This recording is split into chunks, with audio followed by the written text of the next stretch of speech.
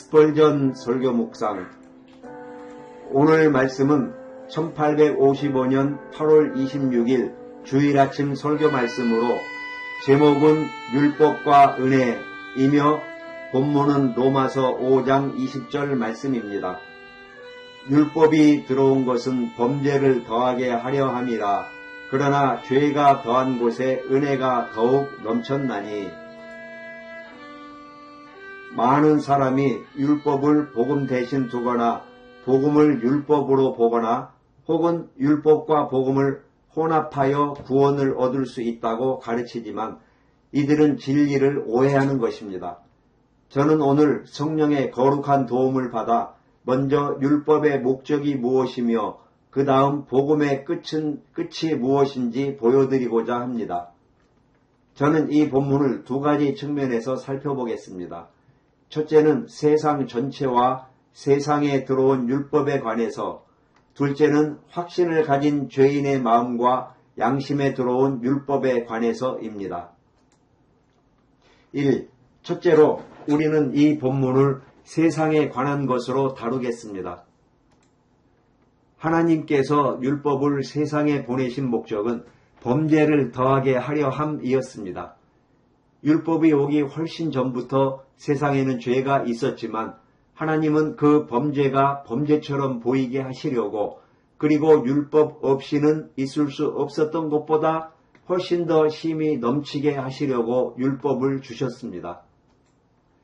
율법의 말씀을 들어본 적 없는 이방 나라에도 죄는 존재하는데 이는 사람들이 양심의 지배와 자연의 빛, 그리고 옳고 그름에 대한 전통적인 기억을 거스르며 하나님께 반항할 수 있기 때문입니다. 율법은 사람을 죄인으로 만드는 것이 아닙니다. 모든 사람은 이미 아담 안에서 죄인이었으며 율법 도입 이전에도 실제로 죄인이었습니다. 율법이 들어온 것은 죄를 더욱 넘치게 하기 위함이었습니다.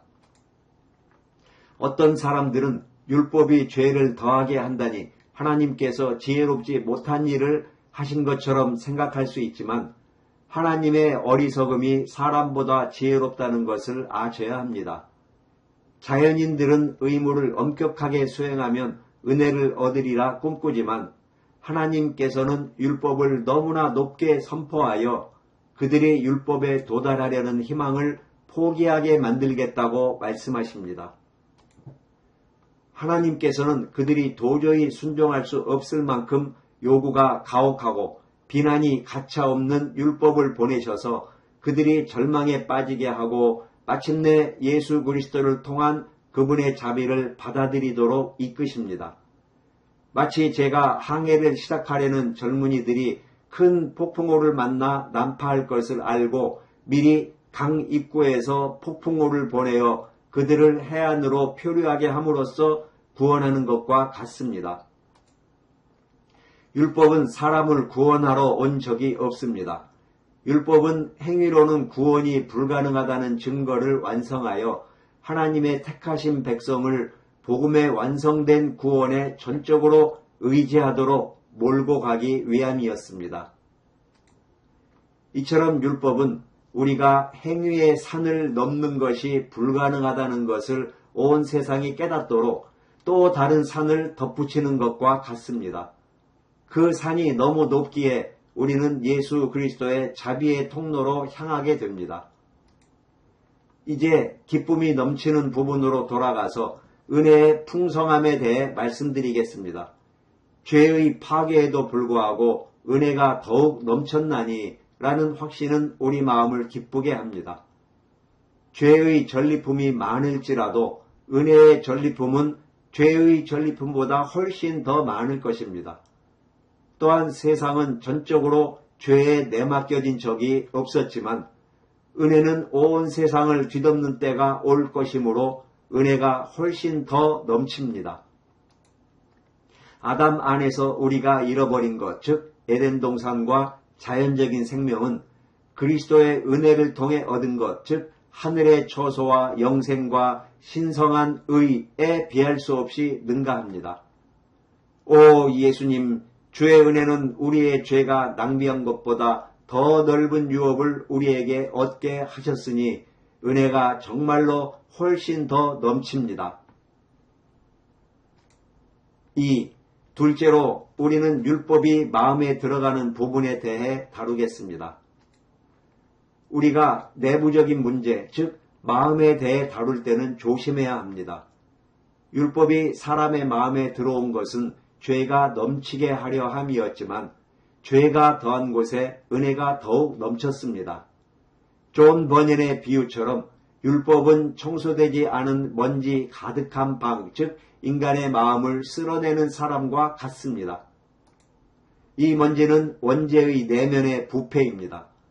율법이 쓰기 시작하면 먼지, 즉 죄가 너무나 많이 날아다녀 사람이 거의 질식할 지경이 되는데, 이는 율법이 마음을 정결케 하는 대신 죄를 되살리고 죄에 힘을 주며 영혼 속에서 죄를 증가시킨다는 것을 보여줍니다. 율법은 죄를 발견하고 금하지만 그것을 정복할 힘은 주지 못합니다. 반면 복음, 즉 물을 뿌리는 여인이 와서 마음을 정결케 하면 죄가 정복되고 복음의 믿음을 통해 영혼이 깨끗해집니다. 율법은 어둠 속에 감춰진 온갖 흉측한 벌레들로 가득 찬 지하실과 같은 우리의 마음에 빛을 비추어 악을 드러냅니다. 율법은 악의 핵심을 파고들어 나병이 깊은 곳에 자리 잡고 있음을 알려줍니다. 저는 율법이 파놓은 무덤 속에 있을 때 기도하고 싶어도 날 수 없는 것처럼 기도할 수 없었습니다. 율법은 우리를 슬프게 하고 비참하게 만듭니다.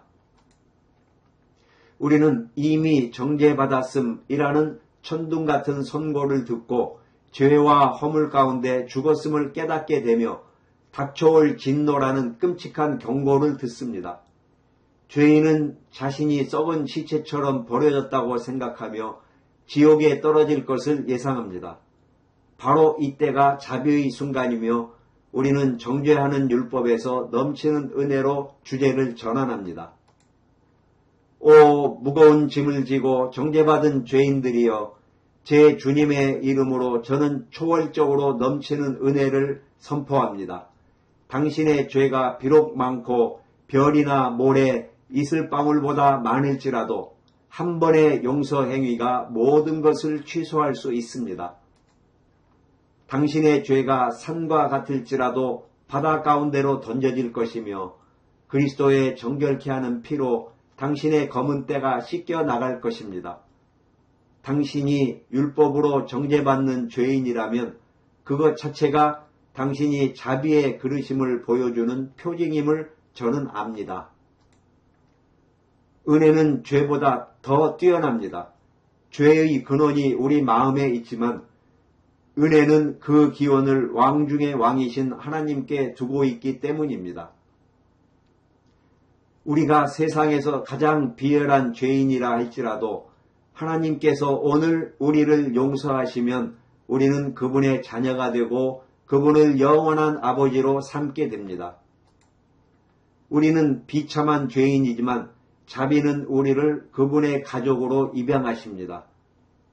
예수님은 우리의 형제가 되시니 이 놀라운 은혜는 은혜가 훨씬 더 넘치는 행위가 아닙니까? 또한 은혜로 인한 구원은 우리가 타락했던 위치보다 더 높은 곳으로 우리를 들어 올립니다. 율법의 판결은 뒤집힐 수 있지만 은혜의 판결은 결코 뒤집힐 수 없습니다. 우리가 일단 의롭다 함을 받으면 정죄받을 두려움이 없습니다. 은혜로 온전히 죄사함을 받은 사람은 사탄이 손댈 수 없습니다.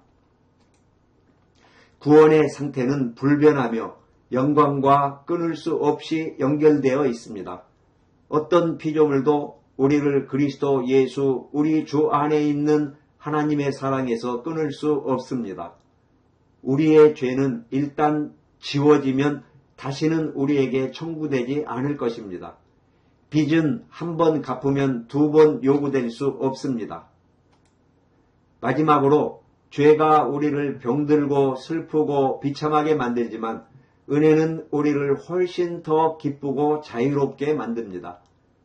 율법은 우리를 슬프게 하지만 예수 그리스도를 믿는다면 우리는 반짝이는 눈과 가벼운 마음으로 이곳을 나설 것입니다. 저는 율법에 관해 듣던 예배당에 갔을 때는 지옥만큼 비참한 상태였지만 복음의 말씀을 듣고는 사슬 풀린 죄인이 되어 나갔습니다. 저는 검게 앉아 있었지만 눈보다 더 하얗게 되어 나갔습니다. 당신이 지금 죄인임을 느낀다면 그것이 바로 당신이 주님을 필요로 한다는 그분의 요구하시는 전부입니다. 예수님의 피가 당신 앞에 있으니 당신은 용서받았고 택함받은 자입니다.